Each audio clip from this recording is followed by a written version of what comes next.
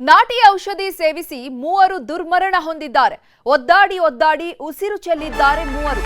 ಕಲಬುರಗಿಯ ಇಮದಾಪುರ ಗ್ರಾಮದಲ್ಲಿ ಈ ಘಟನೆ ನಡೆದಿದೆ. ನಾಟಿ ಔಷಧಿಯನ್ನ ಸೇವಿಸಿದ ಮೂವರು ಸಾವನ್ನಪ್ಪಿದ್ದಾರೆ. ಕುಡಿತದ ಚಟ ಬಿಡಿಸೋದಕ್ಕೆ ನಾಟಿ ಔಷಧಿಯನ್ನ ನೀಡಲಾಗಿತ್ತು. ಗೂರಪಲ್ಲಿ ಗ್ರಾಮದ ಲಕ್ಷ್ಮಿ, ಶಹಾಬಾದ್ನ ಗಣೇಶ್, ಮುದಕಲ್ ಗ್ರಾಮದ ನಾಗಯ್ಯ ಮೃತಪಟ್ಟಿರುವಂತಹ ದುರ್ದೈವಿಗಳು. ಈ ಮೂವರಿಗೂ ಕೂಡ ಕುಡಿತದ ಚಟ ಬಿಡಿಸಬೇಕು ಅಂತ ದೇವಸ್ಥಾನಕ್ಕೆ ಕರ್ಕೊಂಡೋಗಿ ಅಲ್ಲಿ ನಾಟಿ ಔಷಧಿಯನ್ನ ನೀಡಲಾಗಿತ್ತು. ಹನುಮಾನ್ ದೇಗುಲದಲ್ಲಿ ನಾಟಿ ಔಷಧಿಯನ್ನ ಕೊಡಿಸಿದ್ರು. ಮೂವರಿಗೂ ಕೂಡ ನಾಟಿ ವೈದ್ಯ ಫಕೀರಪ್ಪ ಔಷಧಿಯನ್ನ ನೀಡಿದ್ದ. ನಾಟಿ ಔಷಧಿ ಸೇವಿಸಿದ ಕೂಡಲೇ ಮೂವರು ಕೂಡ ಅಸ್ವಸ್ಥಗೊಂಡಿದ್ರು. ಒದ್ದಾಡಿ ದೇವಸ್ಥಾನದಲ್ಲೇ ಗಣೇಶ ಎಂಬಾತ ಸಾವನ್ನಪ್ಪಿದ್ದಾನೆ. ನಾಟಿ ಔಷಧಿ ನೀಡ್ತಾ ಇದ್ದಾಗೆ ಮೂವರು ಕೂಡ ಅಸ್ವಸ್ಥರಾಗಿದ್ದಾರೆ. ಮೂವರು ಕೂಡ ಅಲ್ಲೇ ಒದ್ದಾಡ್ಲಿಕ್ಕೆ ಪ್ರಾರಂಭ ಮಾಡಿದ್ದಾರೆ. ಹನುಮನ ದೇವಾಲಯದಲ್ಲಿ ನಾಟಿ ಔಷಧಿಯನ್ನ ನೀಡಿರುವಂತದ್ದು. ಅಲ್ಲೇ ಗಣೇಶ್ ಎಂಬಾತ ಸಾವನ್ನಪ್ಪಿದ್ದಾರೆ. ಇನ್ನು ಆಸ್ಪತ್ರೆಗೆ ಸಾಗಿಸುವಾಗ ಲಕ್ಷ್ಮಿ ಅನ್ನೋ ಮಹಿಳೆ ಕೂಡ ಸಾವನ್ನಪ್ಪಿದ್ದಾರೆ. ನಾಗಯ್ಯ ಕೂಡ ಚಿಕಿತ್ಸೆ ಫಲಿಸದೆ ಸಾವನ್ನಪ್ಪಿದ್ದಾನೆ. ಸೇಡಂ ಆಸ್ಪತ್ರೆ ಮುಂದೆ ಕುಟುಂಬಸ್ಥರ ಆಕ್ರಂದನ ಮುಗಿಲು ಮುಟ್ಟಿದೆ. ಈ ಮೂವರು ಸಾವನ್ನಪ್ಪಿರುವಂತಹ ಸುದ್ದಿ ತಿಳಿತಾ ಇದ್ದಂತೆ ಈ ವೈದ್ಯ ಫಕೀರಪ್ಪ ಪರಾರಿಯಾಗಿದ್ದಾನೆ. ಈ ಆರೋಪಿ ಫಕೀರಪ್ಪನಿಗಾಗಿ ಸೇಡಂ ಪೊಲೀಸರು ಬಲೆ ಬೀಸಿದ್ದಾರೆ. ಈ ಫಕೀರಪ್ಪ ಅವ್ರ ತಾತನ ಕಾಲದಿಂದಲೂ ಕೂಡ ನಾಟಿ ಔಷಧಿಯನ್ನ ನೀಡ್ತಿದ್ರಂತೆ. ಅವರ ಕುಟುಂಬ ತಲೆತಲಾಂತರವಾಗಿ ನಾಟಿ ಔಷಧಿಯನ್ನ ಕೊಡ್ತಾ ಇದ್ರು.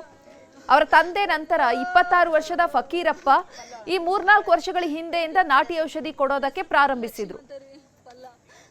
ನೋಡಿದ್ರೆ ಇದರಿಂದಾಗಿ ಇವತ್ತು ದೊಡ್ಡ ಅನಾಹುತವೇ ಸಂಭವಿಸಿರುವಂತದ್ದು. ಮೂವರು ಸಾವನ್ನಪ್ಪಿದ್ದಾರೆ ಈ ನಾಟಿ ಔಷಧಿಯಿಂದಾಗಿ. ಈ ಮೂವರು ಸಾವನ್ನಪ್ಪಿದಂತಹ ವಿಷಯ ತಿಳಿತಾ ಇದ್ದಂತೆ ಈ ನಾಟಿ ವೈದ್ಯ ಫಕೀರಪ್ಪ ಎಸ್ಕೇಪ್ ಆಗಿದ್ದಾನೆ. ಸೇಡಂ ಠಾಣೆ ಪೊಲೀಸರು ಈ ಫಕೀರಪ್ಪನಿಗಾಗಿ ಹುಡುಕಾಟವನ್ನ ನಡೆಸುತ್ತಿದ್ದಾರೆ.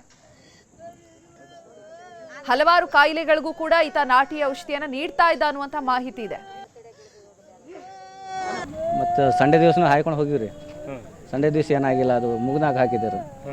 ಮತ್ತು ಇವತ್ತಂದ್ರೆ ಹೊಟ್ಟೆಗೆ ಹಾಕ್ಯಾರ್ರಿ. ಹೊಟ್ಟೆಗೆ ಹಾಕಿಸೋಣ ಒಂದು 2 ತಾಸು ತನ ಜರ ಝಟ್ಕಿ ಬದ್ನಾಗ ಕಾಲು ಕೈ ಇದು ಮಾಡೋದು ಅವು ಹಂಗೆ ಮಾಡ್ದಾರೆ. ಮತ್ತು ಅಲ್ಲಿಂದ ನಾ ಸಾಯ್ತೀನಿ ಅಂತ ಕೇಸಿ ಗಪ್ಪೆ ಆದಾರೆ. ನಾ ಅವ್ರಿಗೆ ಹೇಳಕತ್ತೀನಿ, ನೋಡ್ರಿ ಏನು ಗಪ್ಪೆ ಆಗನ ಪಾರ ಏನು ನೋಡ್ರಿ, ಇಲ್ಲ ಮುಂಜಾನೆ ಸುಟ್ಟ ಊಟ ಎಲ್ಲ ಏನಿಲ್ಲ, ಅದಕ್ಕೆ ಹಂಗೆ ಮಾಡಾಕತ್ತಾನ, ಏನಾಗಲ್ಲ, ನೀ ರಿಕ್ಷಾ ಕರ್ಸಿ ಹೋಯ್ ದವಾಖಾನಿಗೆ ಅಂತ ಹೇಳಿದ್ರು. ಅದೇ ಅವ್ರ ಮುತ್ತಾರು ಗಡಿಗ್ಯಾಗ ಒಲೆ ಮೇಲೆ ಕುದಿಸ್ಯಾರಿ. ಗಡಿಗೆ ಗಿತ್ತಿರಿ, ಅದು ಹಸುರು ಗಿತ್ತಿರಿ, ಏನು ಗಿಡಗಲ್ಲ ಹಾಕ್ಯಾರೇನು ಗ್ಲಾಸ್ನಾಗ ಕುಂದರ್ಸಿ ಮೇಲೆ ಗ್ಲಾಸ್ನ 5 ಗ್ಲಾಸ್ ತುಂಬ್ಕೊಂಬಂದ್ರಿ. 5 ಗ್ಲಾಸ್ ತುಂಬ್ಕೊಂಬಂದ್ಮೇಲೆ ಪಾಪ 5 ಮಂದಿ ಕೊಟ್ಟರು. ಅವ್ರು ಯಾರ್ಯಾರು ಊರ್ಯಾರು ಗೊತ್ತಿಲ್ಲ ರೀ. ನಮ್ಮ ಅವ್ಗೆ ಒಂದು ಕೊಟ್ರಿ, ನಮ್ಮ ತಮ್ಮಗೆ ಒಂದು ಕೊಟ್ರಿ, ಆಕಿಗೆ ಒಂದು ಕೊಟ್ಟರು. ಅವ್ರು ನನ್ನ ತಮಗೆಲ್ಲ ಕುಡಿದ್ರಿ. ಕೂಡ್ರಿ, ಕಣ್ಣು ಮುಚ್ಕೊಂಡು ಕೂಡ್ರಿ ಅಂದರು. ಕುಡಿದ ಮೇಲೆ ಅದ್ರ ಬುಡಕ್ಕೆ ಏನೋ ಇತ್ತಿರಿ, ತಪ್ಪಲಪ್ಲಿ ಏನು ಇತ್ತು ರೀ. ಅದು ತಿನ್ಬಾರ್ದಂತ ಅನ್ಕೊಂಡಿದ್ರಿ ಅವರು. ಕುಡ್ದು ನೀರು ಒಂದು ಕುಡ್ದಿದ್ರಿ, ಆ ತಪ್ಪಲೊಂದು ಒಳಗಿದ್ರಿ, ಅದು ಭೀ ತೊಗೊಂಡು ತಿನ್ರಿ ಅಂದರು. ತಿಂದ್ರಿ. ತಿಂದ ಮೇಲೆ ಆಯ್ತು, ಅವ್ರಿಗೆ ಒಟ್ಟ ಆಗಲ್ಲ, ಬಾರು ಭೀ ಹಂಗೆ ತಿಂದ್ರು ಅವರು.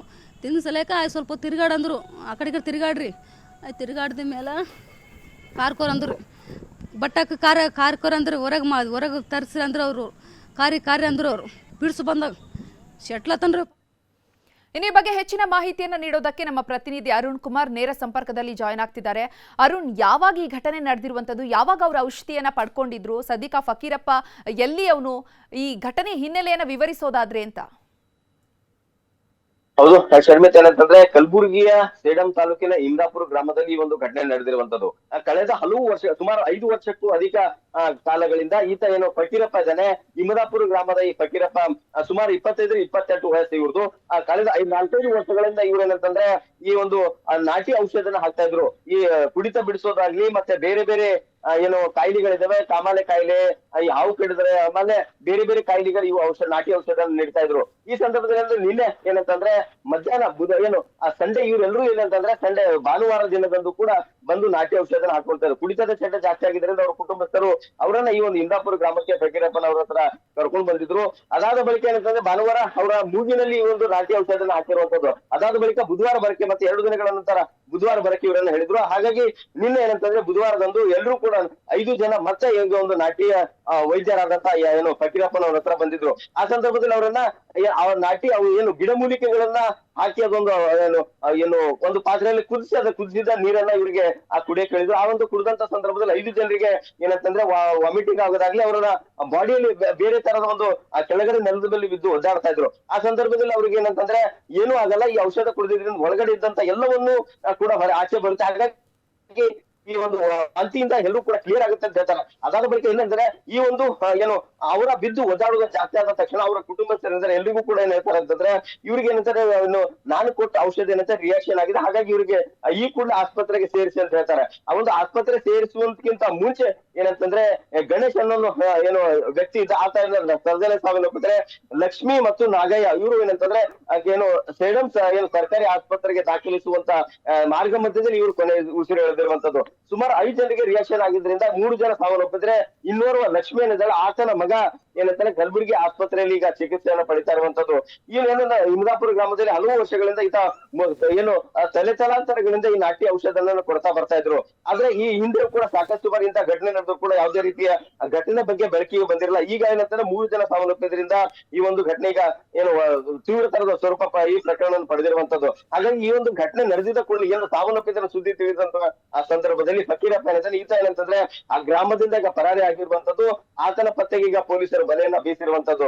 ಏನಂತಂದ್ರೆ ಇತ್ತೀಚಿನ ದಿನಗಳಲ್ಲಿ ಅಂತಂದ್ರೆ ಇಷ್ಟೆಲ್ಲ ಈ ವಿಜ್ಞಾನ ಮುಂದುವರೆದ್ರು ಕೂಡ ಇನ್ನೂ ಕೂಡ ನಾಟಿ ಔಷಧ ಹಿಂದೆ ಬಿದ್ದು ಈಗ 3 ಜನ ಅಮಾಯಕರು ಏನಂತಾರೆ ಪ್ರಾಣ ಕಳೆದುಕೊಂಡಿರುವಂತದ್ದು. ಹಾಗಾಗಿ ನಮ್ಗೆ ಏನಂತಾರೆ ಈ ರೀತಿಯ ಒಂದು ಔಷಧನ ಕೊಟ್ಟು ನಮ್ಗೆ ಈಗ ನಮ್ಮ ಕುಟುಂಬಸ್ಥರ ಪ್ರಾಣನ ಹೋಗಿದೆ. ಹಾಗಾಗಿ ಆತನ ವಿರುದ್ಧ ಕಠಿಣ ಕ್ರಮಗಳನ್ನ ಕೈಗೊಳ್ಬೇಕಂತ ಈಗ ಕುಟುಂಬಸ್ಥರ ಆಗ್ರಹವಾಗಿರುವಂತದ್ದು. ಶರ್ಮಿತಾ ಶೆಟ್ಟಿ. ಧನ್ಯವಾದ ಅರುಣ್ ಕುಮಾರ್ ತಮ್ಮೆಲ್ಲ ಮಾಹಿತಿಗಾಗಿ.